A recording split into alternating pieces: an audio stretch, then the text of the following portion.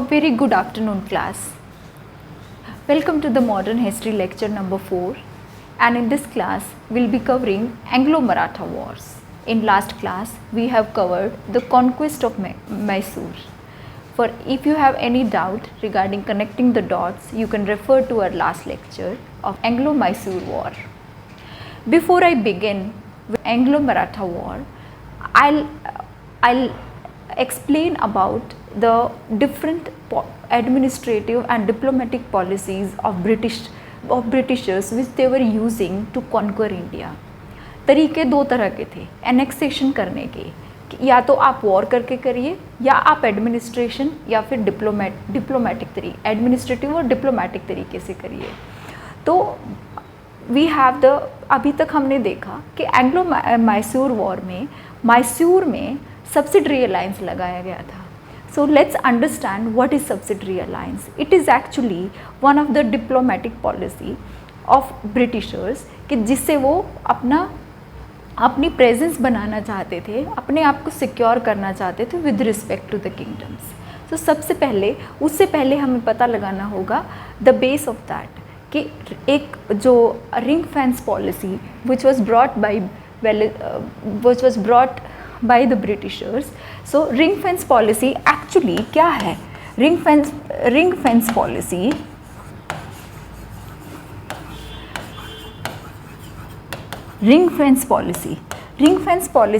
actually क्या है? It is a way of creating buffer state, है ना? buffer state create करने का एक डिप्लोमेटिक तरीका है. कैसे? अपनी टेरिटरी को वो सेव करना चाहते हैं तो वो क्या करते हैं? बफर स्टेट क्रिएट करते हैं. जैसे for example in India's map we know कि एक तरफ बंगाल है, यहाँ एक तरफ बंगाल है और अवध है और यहाँ से इन्वेडर्स आ रहे हैं, है ना. तो जो अभी सबसे बड़ा थ्रेट क्या है? इन्वेडर्स का है और मराठास का है. Britishers want to secure their Bengal territory. तो what do they do is कि अवध के रीजन में आर्मी को प्रोवाइड करते हैं with all the necessary equipments, necessary training और जो भी कमांडिंग ज़रूरत है. अवध को कहते हैं कि we will secure your frontiers with our expertise, but the Awadh Nawab had to pay for that. तो अवध के नवाब को पे करना पड़ेगा. ये इसी सिंपली ये मिलिट्री, आपकी मिलिट्री प्रेजेंस होगी उस पर्टिकुलर किंगडम में, ठीक है. तो this is the ring fence policy. एक तरीके से बफर स्टेट हो गया ब्रिटिशर्स के एरिया के बीच में और जहाँ पे भी उनको थ्रेट है, राइट. तो इसी का एक इम्प्रूव्ड वर्जन जो है हमारे पास वो है subsidiary alliance. Yes, subsidiary alliance इसी का इम्प्रूव्ड वर्जन है, लेकिन इसके अंदर कुछ अलग प्रोविजंस लगा दिए जाते हैं. क्या? जैसे कि सबसे पहले हमें पता होना चाहिए it was brought by Lord Wellesley. तो सब्सिडरी अलायंस में सबसे पहला प्रोविज़न ये है कि हाँ जी, ब्रिटिश की आर्मी की प्रेजेंस तो होगी ही फ्रंटियर पे और रीजन में, ब्रिटिश आर्मी की प्रेजेंस तो होगी ही. उसके साथ साथ एक ब्रिटिश ऑफिशियल होंगे किंगडम में, ठीक है. ब्रिटिश ऑफिशियल होंगे किंगडम में. यस, तो ब्रिटिश ऑफिशियल होंगे एंड विद हमें पता होना चाहिए कि ब्रिटिशर्स चाहते थे कि उनको कोई भी किसी भी तरह का किसी की तरफ से, दूसरे जो यूरोपियन कंट्रीज़ हैं उनकी तरफ से कोई इंटरफेरेंस ना हो, और they wanted to control the diplomacy of the kingdoms. तो उन्होंने क्या किया? उन्होंने कहा कि आप अदर किंगडम्स के साथ कोई भी किसी तरह की डील हमसे पूछे बिना नहीं करेंगे, क्या कि अदर किंगडम से कैसे आपको डील करना है, आप हमें कॉन्फिडेंस में लेके करेंगे, राइट. उसके अलावा एक और है कि आप कोई भी यूरोपियन आपके यहाँ पे रिजाइड नहीं करेगा. कोई भी यूरोपियन ऑफिशियल आपके यहाँ रिजाइड नहीं करेगा, you have to take permission of East India company, तभी आप कर सकते हैं। And the last provision was that we will not interfere in your internal matters. तो अल्टीमेटली देखा जाए तो इंटरफेरेंस तो बहुत ज़्यादा हो गया है, but it is a way of saying. तो सब्सिडरी अलायंस एक्चुअली मिलिट्री और डिप्लोमेटिक वे है, एडमिनिस्ट्रेटिव तरीके से, कि आप कि कैसे ब्रिटिशर्स अपने आप को सिक्योर कर रहे हैं। यस, तो दिस इज़ वेरी इंपॉर्टेंट।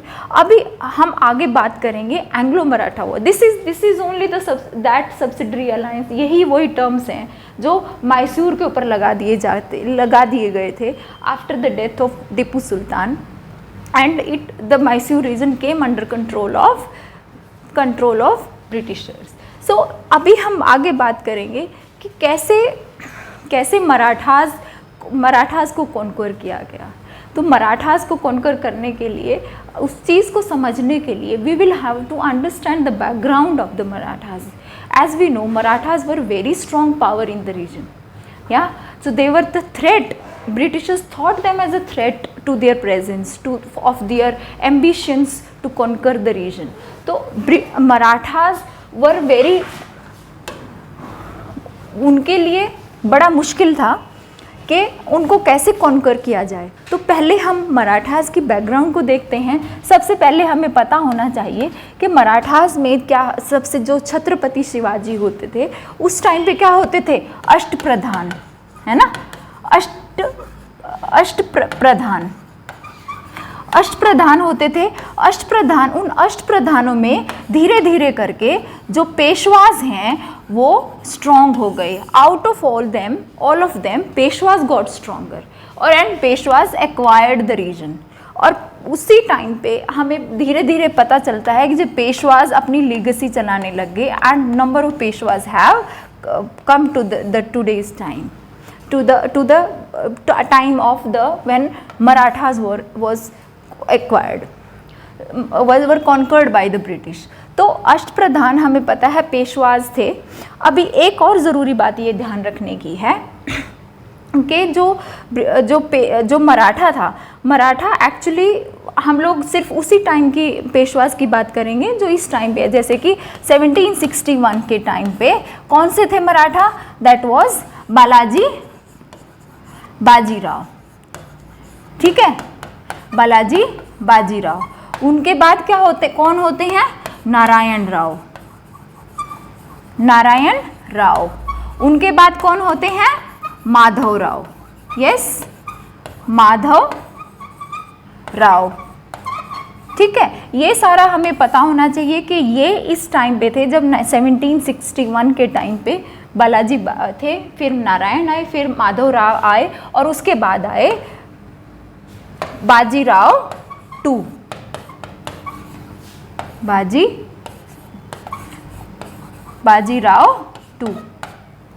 ठीक है। तो हम लोग को मतलब ये, हमें बस ये सीक्वेंस पता होना चाहिए। अभी क्या है कि हमें ये पता, अब 1761 में एक और बड़ी घटना हुई थी, उसको हम देखते हैं। 1761 में क्या हुआ था, 1761 में बैटल ऑफ पानीपत हुआ था। Yes, battle of Panipat, it was third battle of Panipat. Yes, third battle of Panipat 1761 में हुआ था।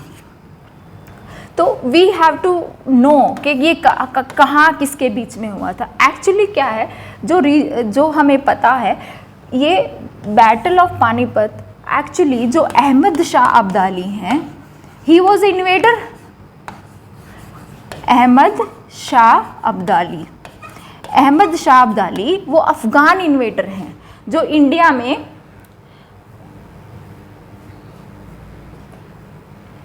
जो अहमद शाह अब्दाली हैं वो अफ़गान इन्वेडर हैं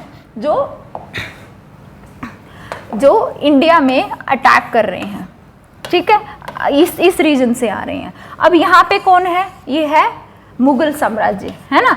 तो और दिस इज़ पंजाब, और यहाँ पे मराठास हैं, ठीक है। तो हमें ये पता होना चाहिए कि जैसे ही अटैक हो, मतलब Ahmad Shah Abdali attack the region, और बहुत बारी उन्होंने रेड किया था, और 1757 के आसपास वो 1757 के आसपास व्हाट हैपेंड वाज, उन्होंने पंजाब को टेक ओवर कर लिया, पंजाब को कंट्रोल करने लग गए। ठीक है, पंजाब उनके हाथ में चला गया, और टीपू सुल्तान ने अपने सन अहमद शाह अब्दाली ने अपने सन टीपू शाह को एज अ रिवेन्यू कलेक्टर लगा दिया वहाँ पे। ठीक है, लेकिन हमें ये पता चलता है कि जो मुगल एम्पायर थे, he had a deal with the Marathas कि आप पंजाब को फ्री करवा दीजिए, will give a certain collect part of the revenue collection. So in that very case 1758 में, ये तो 1757 में ही कंट्रोल में आया था अहमद शाह अब्दाली के, 1757 में Marathas got Punjab, right, Marathas got Punjab, और in retaliation Ahmad Shah Abdali attacked Marathas, and 1761 में बैटल ऑफ पानीपत होता है। ठीक है, बैटल ऑफ पानीपत होता है, और इसमें मराठा हार जाते हैं। और इसी वॉर में जो बालाजी बाजीराव उस टाइम पे पेशवा थे, बालाजी बाजीराव जो उस टाइम पे पेशवा थे, उनके जो बेटे हैं वो एक्सपायर हो जाते हैं। Yes, this is the background we must know about it. ठीक है, इसके बाद नारायण राव पेशवा आते हैं, माधव राव आते हैं।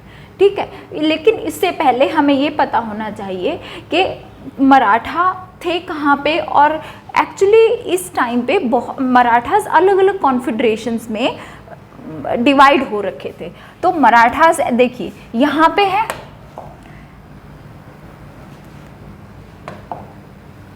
हाँ, मराठास यहाँ पे हैं, वो कई सारी कॉन्फेडरेशन में डिवाइड हो रखे हैं। यहाँ पे पूना है, यहाँ पे पेशवा है, एक्चुअली पूना में Peshwa,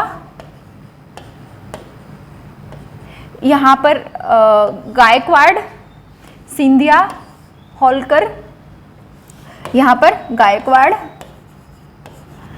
you can draw it in your notebook and it's very important. Gaikwad in Baroda region, BARO, in Baroda region. यहाँ पर सिंधिया हैं ग्वालियर रीजन में,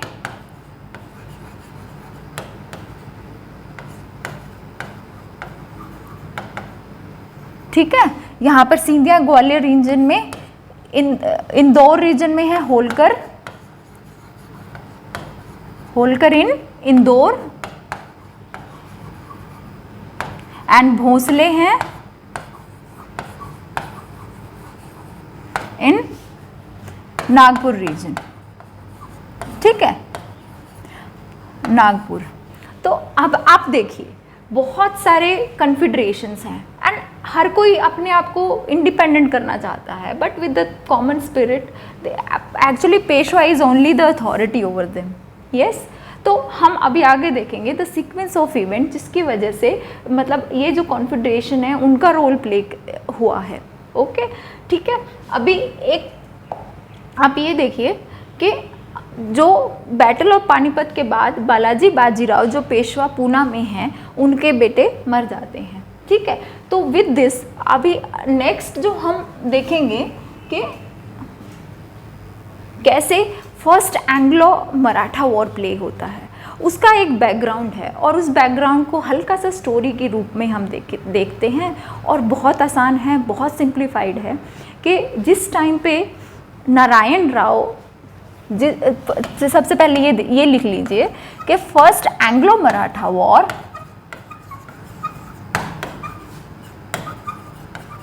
फर्स्ट एंग्लो मराठा वॉर 1776 से 1782 के बीच में हुआ। ठीक है, और जो फर्स्ट एंग्लो मराठा वॉर हुआ उसके पीछे कुछ बैकग्राउंड था। सिंपल बात ये है कि जब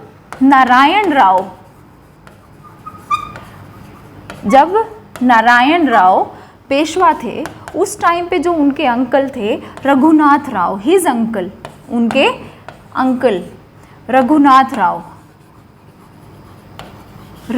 राव जो थे, he wanted to become Peshwa, तो उन्होंने नारायण राव को मरवा दिया, ठीक है, और he wanted to become Peshwa, लेकिन इनके नारायण राव के पोस्थोमस सन के बर्थ की वजह से, पोस्थोमस सन की बर्थ की वजह से ये इनका सपना पेशवा बनने का पूरा नहीं हुआ, and he got very desperate. तो इसी डेस्परेशन में वो ब्रिटिशर्स के पास पहुंचते हैं। Check out the sequence. Britishers के पास पहुंचते हैं और ब्रिटिशर्स के साथ एक ट्रीटी साइन करते हैं, that is the treaty of Surat. Treaty of Surat, और वो कब होती है? 1775 में, ठीक है। ये ट्रीटी साइन करने के बाद ब्रिटिशर्स मराठास पे अटैक करते हैं। इसके बाद वॉर बिगिन होता है, ठीक है। फिर उसके बाद बिगिन द फर्स्ट वॉर, और उस वॉर में क्या होता है? ऑब्वियसली मराठास हार जाते हैं, है ना। और ट्रीटी ऑफ सालाबाई, क्या? ट्रीटी ऑफ सालाबाई साइन होती है at the end of the war, that is 1782। आप देखिए किस तरह से बस अपॉर्चुनिटी लेकर, जिसको भी अपॉर्चुनिटी कहीं मिल रही है वो पावर में आना चाहता है, और कैसे रघुनाथ राव ब्रिटिशर्स के साथ ट्रीटी ऑफ सूरत एक ट्रीटी करते हैं, और फर्स्ट एंग्लो मराठा वॉर होता है जिसमें मराठास हार जाते हैं और ट्रीटी ऑफ सलाबाई साइन की जाती है। अब यहाँ से भी पता चल रहा है कि मराठास बहुत वीक हैं, है ना। अब अभी इसके बाद और सीक्वेंस ऑफ इवेंट होता है जो और थोड़ा बड़ा होता है, ठीक है। अब इनको ब्रिटिशर्स को पता चल चुका है कि they are very weak now, Marathas are weak, and now britishers want the Peshwa. क्या? ब्रिटिशर्स वांट द पेशवा कि आप सब्सिडरी अलायंस को साइन कर दीजिए, ठीक है, सब्सिडरी अलायंस को साइन कर दीजिए, लेकिन पेशवा नहीं मानते हैं। लेकिन इसी के साथ एक इवेंट होता है कि उस टाइम के जो पेशवा थे, Bajirao two, as per the resources I have seen, तो बाजीराव टू जो उस टाइम पे पेशवा थे, वो होलकर के जो एम्पायर थे, किंग थे, होलकर के भाई को मार देते हैं, यशवंत राव के भाई को, है ना। कौन थे वो? यशवंत राव ब्रदर को मार देते हैं। तो ऑब्वियसली होलकर को गुस्सा आया। होलकर्स ने कहा पेशवास को that we will attack you, है ना। तो वो उनको अटैक करने की थ्रेट करते हैं। तो इसी चक्कर में जो पेशवा हैं वो ब्रिटिशर्स के पास चले जाते हैं, ठीक है, वो ब्रिटिशर्स के पास जाते हैं, and in return what do Britishers want, कि आप सब्सिडरी अलायंस दीजिए, हमें सब्सिडरी अलायंस को साइन करिए, we are ready to help you in any वे।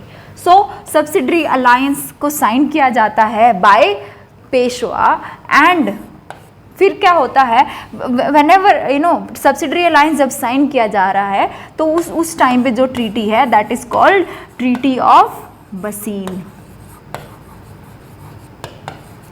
ठीक है। ट्रीटी ऑफ बसीन जो 1802 में साइन की गई थी between Peshwa and the English, right. तो इसी के बाद ट्रीटी ऑफ बसीन, तो इसी के बाद बाकी जो कन्फेडरेशंस हैं, होलकर हैं, सिंधियाज हैं, और जो हमारे भोंसले हैं, they got outraged because subsidiary alliance का मतलब यही है कि दैट जो आपके इंटरनेशनल रिलेशंस हैं, जो आपकी एडमिनिस्ट्रेशन है, उसमें इंटरफेरेंस होगा, आपकी सोवर्निटी नहीं रहेगी। सो एवरीवन अंडरस्टैंड दैट, तो it was not accepted by the other confederations. तो उन्होंने दे गॉट आउटरेज्ड एंड जो कॉन्फेडरेशंस हैं उन्होंने अटैक कर दिया ब्रिटिशर्स पे, राइट? यस, कॉन्फेडरेशंस अटैक्ड ब्रिटिश, और जैसे ही वो ब्रिटिश को अटैक करते हैं, वी नो कि ब्रिटिशर्स के पास एडवांस्ड मिलिट्री है, उनके पास एडवांस्ड सारा सिस्टम है, advanced it's all weapon and machinery as we know and the better skills. So obviously इस वॉर में मराठास हार जाते हैं and number of treaties are imposed on them. Yes, understood कि अभी तक क्या हुआ है, सेकेंड एंग्लो मराठा वॉर में सब्सिडरी अलायंस इम्पोज हो चुकी है मराठास पे, ठीक है? तो अभी तक देखो जो सीक्वेंस ऑफ इवेंट है, ग्रेजुअली कैसे मराठास वीकन हुए हैं, कैसे आपस में छोटे छोटे जो राज्य हैं आपस में उनमें टूट फूट हुई है and they are not united together. Everyone is in want the opportunity कि कैसे न कैसे उसको रूलर बना दिया जाए या फिर ही गेट स्ट्रांग. एंड अभी तो बात हाथ से ही निकल चुकी है कि सब्सिडरी अलायंस ऑलरेडी साइन हो चुका है and when they were United together they attack the Britishers, still they lost the game, lost the war. And ये एक बहुत अभी यूनाइटेड होने से कोई फ़ायदा नहीं हुआ है, but still they had the will power and confederations, all the confederations they were actually very angry and वो देख रहे थे कि कैसे इंटरफेरेंस हो रहा है उनके डे टू डे एडमिनिस्ट्रेशन में, उनको दूसरे किंगडम से कोई कांटेक्ट नहीं रखने दिया जा रहा है, कोई उन पर नज़र रख रहा है. सो यूनिटी इज़ एट स्टेक. तो confederations, all those Marathas, they were looking for opportunity कि we are not afraid to die, we will fight till death. तो उसी केस में, उसी सीक्वेंस में थर्ड एंग्लो मराठा वॉर होता है. थर्ड एंग्लो मराठा वॉर,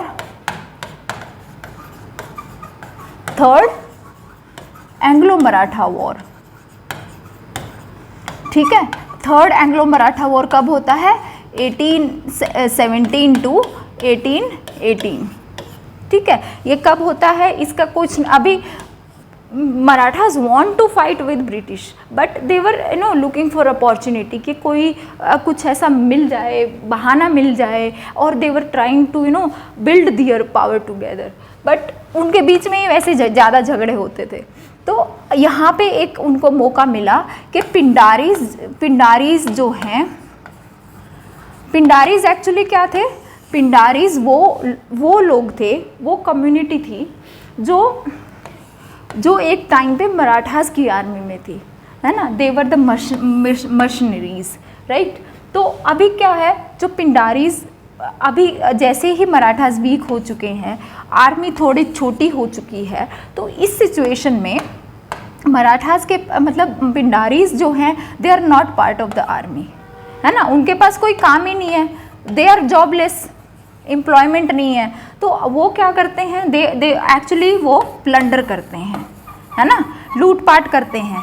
तो जैसे ही वो प्लंडरिंग वगैरह कर रहे हैं, तो अभी Britishers don't want any law and order issue in their region, है ना? और हमें पता है कि वेस्टर्न में भी यहाँ पे भी उनकी प्रेजेंस आ चुकी है, सब्सिडरी अलायंस भी साइन ऑलरेडी हो चुका है. They want to suppress any of the such elements in the region, right? तो वो प्लंडरिंग भी कर रहे हैं पिंडारीज. तो अब britishers went in war with Pindaris, ठीक है? वो पिंडारीज को सप्रेस करने की कोशिश कर रहे हैं. कौन? ब्रिटिशर्स. ऑब्वियसली उनको अपना स्मूथ ट्रेड चाहिए, स्मूथ लॉ एंड ऑर्डर चाहिए जी, है ना? अब जैसे ही ये इनका आपस में झगड़ा हो रहा है पिंडारीज का, तो मराठास और जो बाकी होलकर और सिंधियास, उनको मौका मिल गया कि now they can attack the British, because वो पिंडारीज को अपना समझते हैं, अपना आदमी समझते हैं, है ना? तो इस चक्कर में मराठास के साथ वॉर होता है. और ये जो वॉर है, this is the third war of Maratha, Anglo Maratha, ठीक है? थर्ड एंग्लो मराठा वॉर हुआ है. और थर्ड एंग्लो मराठा वॉर में ऑब्वियसली क्या बच क्या गया? आप देखिए, सब्सिडरी अलायंस ऑलरेडी हो चुका है, तो बहुत सारे डेथ भी होती हैं, और एट द एंड क्या किया जाता है, जो पेशवा है which was taken as authority, जिसके अंडर सब लोग यूनाइटेड थे, Peshwa was he was asked to leave Poona, कि आप पूना ही छोड़ दो, अदरवाइज ये दोबारा से इकट्ठे होंगे, वो बेस ही हटा दिया गया, लीव पूना, एंड उनको स्टेशन किया गया कहाँ पर, बिठूर में कानपुर में, यस, बिठूर में कानपुर में उनको स्टेशन किया गया, and he was forced to live on pensions, yes. तो इससे हमें क्या पता, अभी यहाँ पर here ends the conquest of Marathas, yes. तो थर्ड मराठा वॉर, और आपको देखना चाहिए कि कैसे सीक्वेंस हो रहा है और कैसे धीरे धीरे जो भी लूप होल्स आए हैं कॉन्क्वेस्ट करने में, इनको कैसे ठीक किया जा रहा है और पूरी तरह से कंट्रोल लिया जा रहा है, yes. So this was big step to send Peshwa to Poona, because उन्हीं के अंडर सब लोग यूनाइटेड हो रहे हैं, they see him as authority, और लेट्स इट्स डिफरेंट। सो अभी आपको समझ आया होगा आई गेस, जितना सिंप्लीफाइड वे में मैंने कोशिश की है, और उसके अलावा आप हमारी बाकी की वीडियोस देख सकते हैं, और हम अभी नेक्स्ट लेक्चर में आपसे मिलते हैं, and thank you so much for listening and have a good day.